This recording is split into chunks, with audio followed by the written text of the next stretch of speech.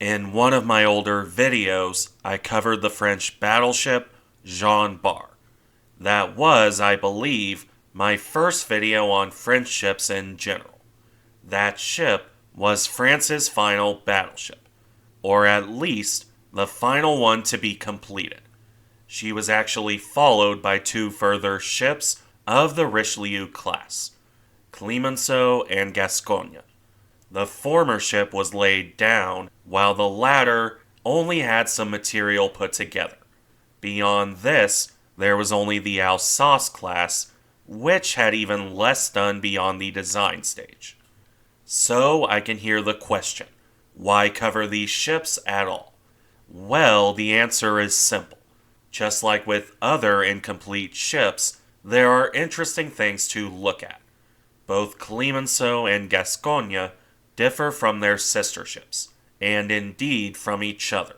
Clemenceau was closer to the first pair, while Gascogne might as well have been an entirely new class. Certainly there's more difference in her design than a lot of commonly accepted subclasses. We'll be looking at those changes in this video, as well as the reasoning behind them, starting with Clemenceau. This ship and her sister originated in much the same way the previous French battleships had. Dunkirk had been a counter to Deutschland, and the first two Richelieu-class ships had been counters to the Littorios. So when the Germans started building the Bismarck class, the French responded. This would result in a request for two new battleships. All well and good, except the French ran head first into an issue that had plagued their navy for quite a long time, that being a lack of dockyard space. Simply put, there just wasn't space to build the new ships. As a result, while Clemenceau and Gascogne were authorized in 1938, construction couldn't begin right away. At this point, the French desire to tinker with their ships took over again. This time, at least, the changes were kept relatively minimal. The French simply wanted to see if there were improvements to be made in light of foreign developments. Jordan cites in specific the fact that all other navies were distributing their main battery in a more traditional layout, with fore and aft turrets, at least on their current designs. Nelson and Rodney don't count in this regard. In addition, he also brings up the Germans and Italians opting for a mixed secondary battery, a heavier single-purpose weapon for engaging surface targets, with lighter dual-purpose weapons primarily intended to engage enemy aircraft, in direct contrast to the Americans, British, and French, who opted for a unified dual-purpose battery.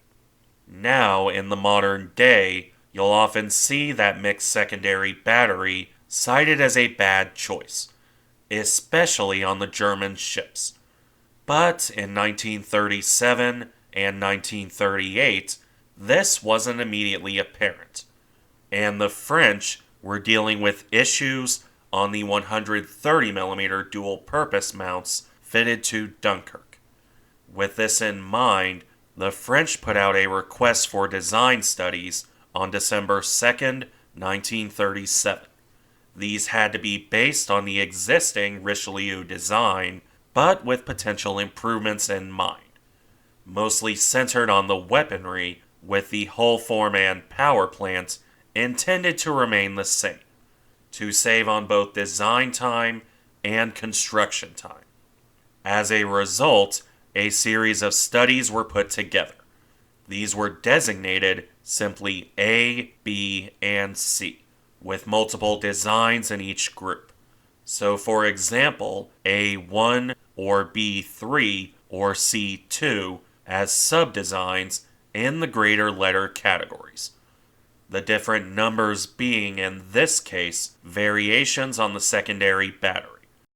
As for the letter designations, well, those related to the main battery layout of each design, Project A and its variants kept the Richelieu layout, 2 quad turrets mounted in a super-firing pair on the bow, with Project A focusing on the secondary battery instead. Project B, meanwhile, went for the fore and aft pair, a single quad on the bow and another on the stern. The final one, Project C, was the 3 triple turret layout.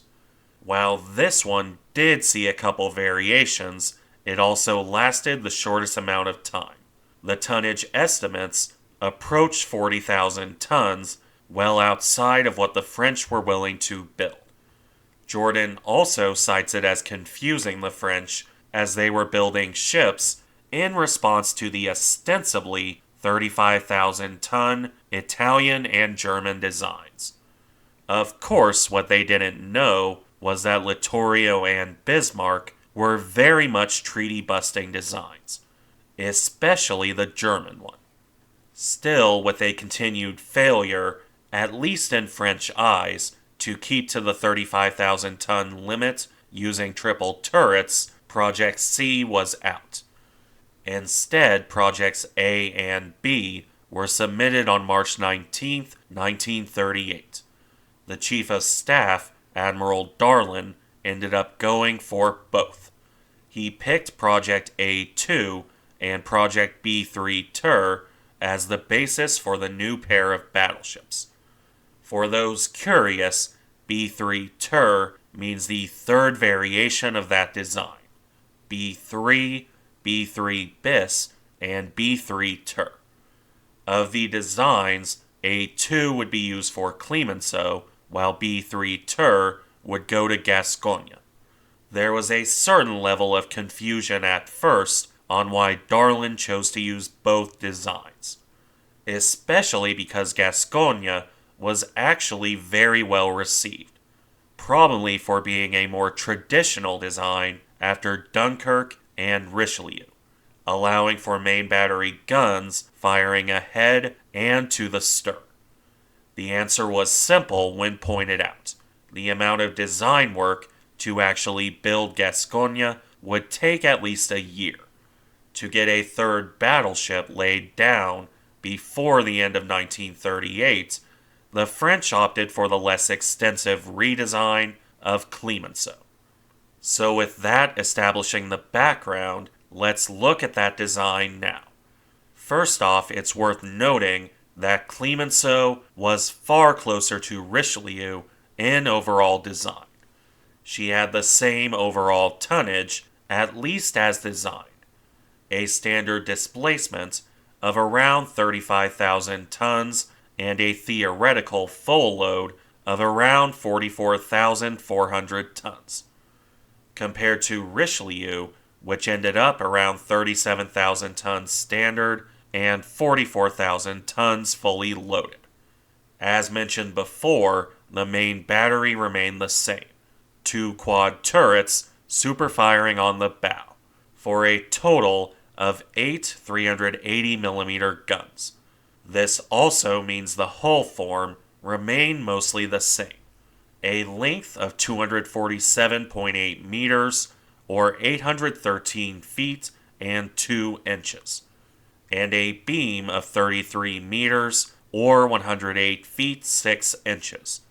The most notable change came with a higher superstructure to compensate for the raised secondary battery, which was also similar to the original design, but not identical. Clemenceau eliminated the aft 152mm wing turrets in favor of a super-firing pair mounted amidships, coming out to 1 less turret overall, but retaining a 3-turret broadside for the 152mm secondaries. Richelieu had already featured 1 centerline turret. The new design simply added another, for a total of 12 barrels in 4 triple turrets, the centerline pair aft, and a pair of wing turrets amidships. Interestingly, on Richelieu and Jean Bart, the opposite happened. They retained the aft wing turrets, but ditched the amidships pair. In addition, Clemenceau also received 12 100mm anti-aircraft guns in twin mountings. These were dual-purpose weapons, like the more famous Japanese 100mm gun. On Clemenceau, the ship carried 6 twin mountings, 4 clustered to a side by the aft superstructure, and a second pair carried side by side in front of the bridge, with the weaponry rounded off beyond this point by a further 12 37mm guns and 6 twin mountings. These were carried in a similar layout to the 100mm guns, 4 twin mounts, 2 to a side by the aft superstructure, just on a higher level, and a pair of mounts ahead of the bridge, but this time on a lower level on either side of the second turret. The ship was also intended to carry 36 13.2mm machine guns and 9 quadruple mountings, along with 3 float planes and a redesigned hangar on the stern. This was widened because part of the hangar space on Richelieu was taken up by the new guns on Clemenceau. That mostly wraps up Clemenceau, but there's 2 final notes to make: armor and speed. To keep tonnage within the 35,000-ton limit, the belt armor was thinned down from 327mm 12.9 inches on Richelieu to 320mm or 12.5 inches on Clemenceau. As for speed, that was intended to be the same as the older ship, 32 knots on 155,000 shaft horsepower through 4 shafts. And that rounds off Clemenceau's design. Now for Gascogne. As mentioned before, I would consider this to basically be a subclass at the absolute minimum, arguably a completely distinct class of her own. While the overall hull form was still following that of Richelieu, the change in main battery layout is quite distinctive. There have certainly been cases of ships called a subclass with far less extensive modification. That said, the tonnage continued to be more or less the same: 35,000 tons standard and 44,400 at the deep loading. The length and beam were also the same as Richelieu and Clemenceau. The same goes for the power plants and speed, still 32 knots, and still 155,000 shaft horsepower. All of this is most likely why Gascogne is commonly considered a Richelieu-class ship, despite the elephant in the room with the main battery. This remained the same in terms of numbers: 8 380mm guns and 2 quad turrets. However, as previously noted, the layout changed. Instead of the super-firing pair on the bow, it was a single turret on either end of the superstructure, similar to old pre-dreadnoughts and the more modern Panzerschiff. Comparatively less bow firepower, but stern chases are relatively uncommon. For a broadside engagement, this was the same amount of firepower, and it allowed for engaging ships to the stern. It also necessitated a change in the secondary battery to match the different main battery. This was cut down to 9 152mm guns and 3 triple turrets, 2 super-firing over the bow turret, and the 3rd super-firing over the aft turret. The 100mm guns, meanwhile, were increased in number: 16 barrels split between 8 twin mountings. These were clustered 4 to a side around the superstructure, with 12 37mm guns and 6 twin mounts backing them up, with 4 mounts on the bow, 2 to a side by the secondary battery turrets, and a further 2 mounts by the aft superstructure, with the same 36 13.2mm machine guns and 9 quad mountings to finish things off. which just leaves two major changes to note. The hangar was done in the American style, with an internal hangar at the stern and a catapult behind it. And the change in main battery layout required lengthening the armor belt. Thickness remained the same as Clemenceau, however, at 320 millimeters on the main belt. And that wraps things up. All that's left to note is the fate of the ships. Clemenceau would be laid down on January 17, 1939, in Brest, the same day that Richelieu was launched from the same dock. Unfortunately, while the French worked as fast as they could, it was too late to finish the ship. War with Germany would come in September 1939, with work on the battleship halted, much like on the Normandies in the Great War. The workforce was split up, either finishing more high-priority work or called to the front line. This would allow both Richelieu and Jean Bart to sail to safety, but it would leave Clemenceau only about 10% complete when the Germans arrived in June 1940. The dockyard workers flooded the slipway, but they didn't destroy the hulk, with the Germans floating it out after dismissing completing the ship. Exactly what happened after this varies between sources. The hull was either moored by U-boat pins in Brest or moved further away. Regardless, the Hulk was sunk by Allied bombers on August 27, 1944, and then towed off for scrapping after the war, with the Hulk breaking in two and sinking again in the process. Gascogne, meanwhile, was never laid down. Only about 6% of the material had been produced, with this likely used by the Germans for other purposes after France surrendered.